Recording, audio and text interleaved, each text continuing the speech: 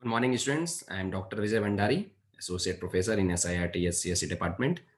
So now we are going to cover Unit 4th. So we will cover today the software static and dynamic analysis. Point number second, code inspections, software testings. Point number third, fundamentals, software test process.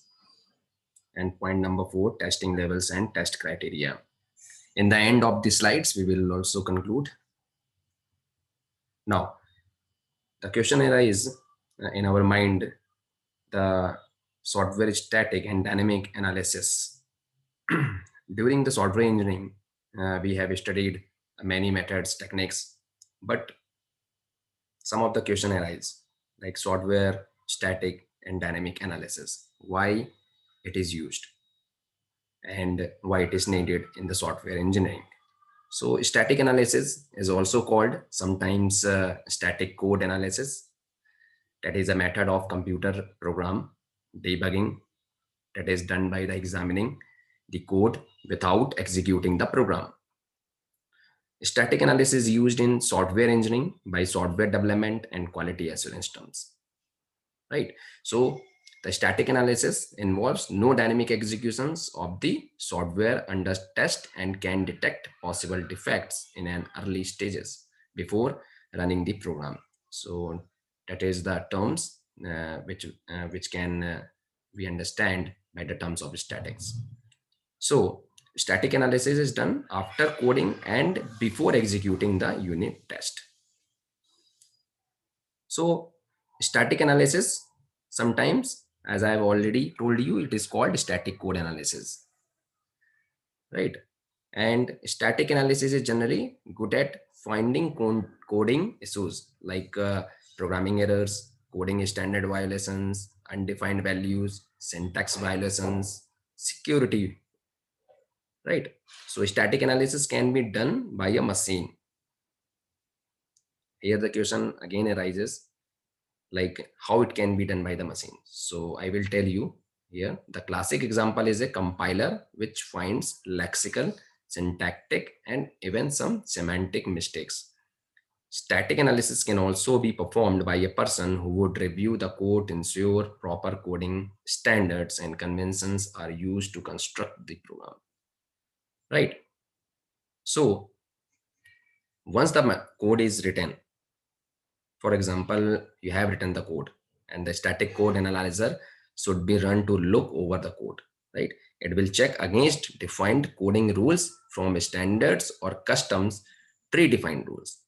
Once you applied, the code is run through the static code analyzer and the analyzer will have identified whether or not the code compiles with the set of rules.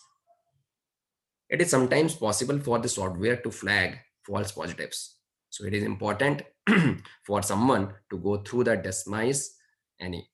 Once false positives are waived, developers can begin to fix any apparent mistakes. Generally, starting from the most critical ones, once the code issues are resolved, the code can move on to the testing through executions. We will see in next slides. Now, static code analysis advantages. Now, what is the advantages of static code analysis, right? So it can find weaknesses in the code at the exact locations. We can find any weakness in the code.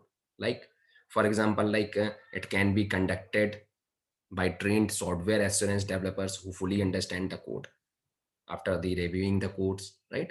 Source code can be easily understood by other or future developers.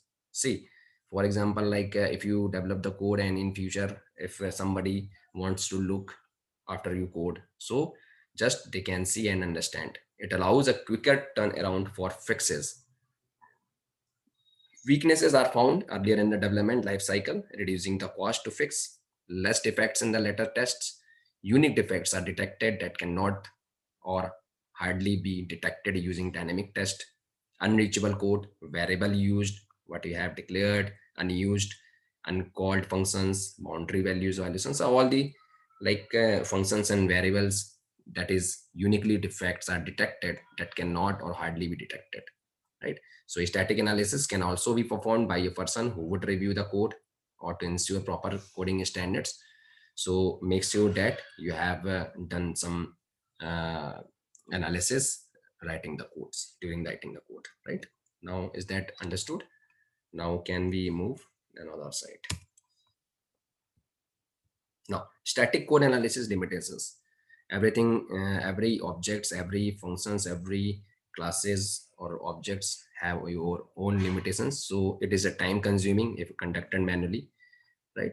Automated tools produces false positives and false negatives. See, in this scenario, there is automation tools are providing to developers, and then are not enough trained personnel to thoroughly conduct static code analysis. So we need the automation tools, and because the manually updations, manually codes takes the time a lot. So automated tools can provide a false sense of security and that everything is being addressed. So automated tools only as good as the rules they are using to scan with it, and it does not find one vulnerabilities introduced in the given environment, right? So static code analysis limitations we have understood. Now, can we move in another slides? Now, we talk about the dynamic analysis. We have understood the static analysis. Now we can understand the dynamic analysis in software engineering. So dynamic analysis is the testing and evaluation of program by executing data in real time, right? The objective is to find errors in the program while it is running rather than by repeatedly examining the code offline. So dynamic analysis is based on the system executions using tools, and dynamic program analysis is the analysis of computer software that is performed with executing programs built from the software on a real or virtual process, as I have told you. Analysis performed without executing program is known as static code analysis, which I have seen in previous slides. Now, dynamic program analysis tools may require loading of special libraries or even recompilation of program code. So every language is own libraries that you can install as per the requirements. Now, dynamic code you have understood, and what are the advantages of dynamic code analysis? It can be conducted against any applications. So this is the major advantages of dynamic code analysis. If you debugging a program in all these scenario for which it is designed, so dynamic analysis eliminates the need to artificially create situations likely to produce errors. Other advantages include reducing the cost of testing, maintenance, identifying, eliminating unnecessary programs components, and ensuring that the program being tested is compatible with other programs. So now it identifies vulnerabilities that might have been false negatives in the static code analysis. Now we move to dynamic code analysis limitations. Every objects classes having own limitations, right? So here is also dynamic code analysis limitations, that is more difficult to trace the vulnerabilities back to the exact location in the code, taking longer to fix the problem, right?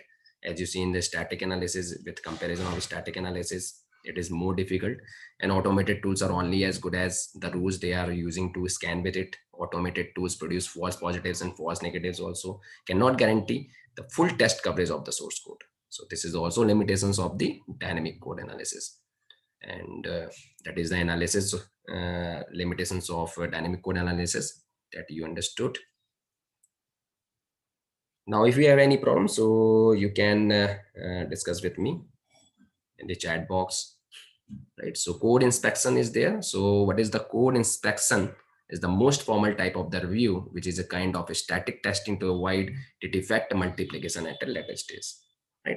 The main purpose of the code inspection is to find defects, and it can also spot any process improvements, if any. And inspections reports list of findings, which includes metrics that can be used to add improvements to the processes as well as correcting defects in the document under review. Preparation before the meeting is essential, which includes reading of any source documents to ensure consistency. So every document must be prepared before the like code inspection. So the developers must go through the code inspections. Any error found, so it can be detected in early stages of the codings testings. Now, software testing fundamentals. We will cover in this slide what is the testing, what is the activities, what are the uncover, and how we can uncover the errors, what is the critical elements, right? So software testing is a fundamental, that is an activity performed to uncover the errors, right? It is critical elements of software quality assurance and represents the ultimate review of a specification, design, and coding, right? And the purpose of the software testing is to ensure whether the software functions appear to be working accordingly to specification and performance requirements. So overall, we can say it is the activity that is uncover the errors.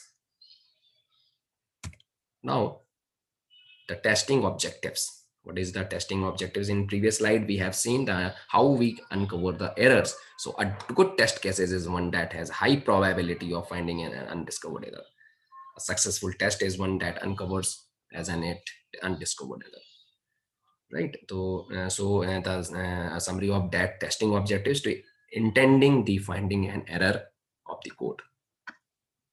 Now, testing principles. Testing principles, all the things, that is the following basic principles, fundamentals are generally guidelines applicable for all types of real-time testings, right? Normally, a defect is clustered around a set of modules or functionalities, right? Early testing helps identifying issues prior to the development stage, and it should be accomplished considering the risk factors and priorities, and it is generally considered better than when a test reveals defects and when it is error-free. So now it is understood. Now we can move another slides. Testing will not be as effective and efficient if the same kinds of tests are performed over a long durations. So it will take a lot of time. So don't do that. It will be advisable to the developers and testers also. So testers has to be performed in a different ways and cannot be tested in a similar way for all modules. And all testers have their own individuality, likewise the system under test. So just identify and fix the issues does not really help in setting user expectations. So even if testing is performed to showcase the software's reliability, so it is better to assume that none of the software products are bug free. Now we are planning to move on software test process. So that is the planning, controlling, analysis, and design, implementation, execution, evaluating exit criteria reportings, and test closure activities. So we can divide activities within the fundamental test process into the following these basic steps, right? So this process starts from the test planning and designing the test cases, preparing for the execution, and evaluating status till the test closure. So now we will see in next slide how we can this diagram. Now this is the test cases design. You can see here there is a multiple test cases we will perform. We will take the test data, test results, and all the test cases are like gone through the conditions. If the condition is true, so it will the passes in the test cases, right? Prepare the test case, test executions, compare results, and test reports. At the end of, we will create the test reports. So this is the software test process. Now, if any doubts, so please discuss with me, and you can insert or if you you can discuss with me. Now, testing levels. Here we will talk about the testing levels. After they uncover the errors, we can go through the testing levels. Testing can be typically carried out in the levels in the software development process. Each phase, some faults may be get introduced, and these faults are eliminated in the next software development phase. So, but at the same time, some new faults may get introduced, which we'll be covering in next slide. The main levels of software testings are unit testing, integration testing, system testing, and acceptance testing. So what are these testings? Like in this type of testings, errors are detected from each software components individually. Okay, integration testing, in this type of testing techniques, interacting components are verified and the interface errors are detected. System testing, in this type of testing, all the systems elements forming the system is tested as a whole. And acceptance testing is a kind of testing conducted to ensure that the software works. So we can see here the diagram, and we can understood like acceptance testing, that is the developed by the developer, and system testing, it is also by the developer. Integration testing, it is also by the developer, and unit testing will be prepared by the developer, and it will go through the coding, designing, requirements, and client needs.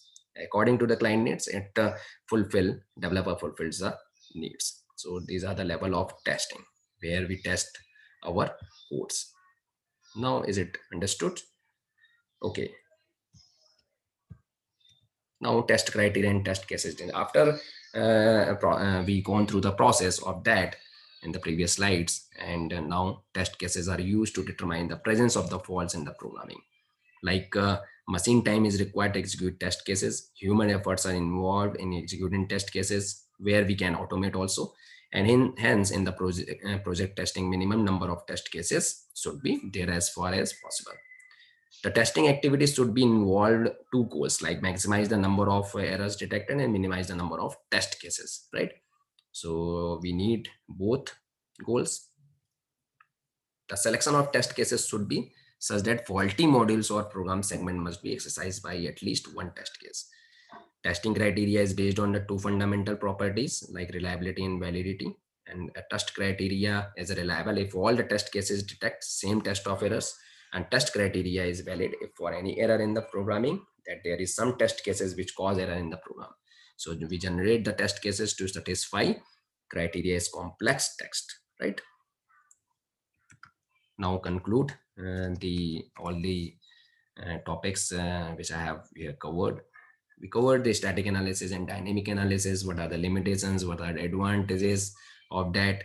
And what are the testing issues? How many types of testing in okay, unit testing, integration testing, system testing, UAT testing, how the developers use it and test it, the codes, right? And how the developers review the code before the testings. So thank you so much. If any doubts, so please discuss with me. Thank you.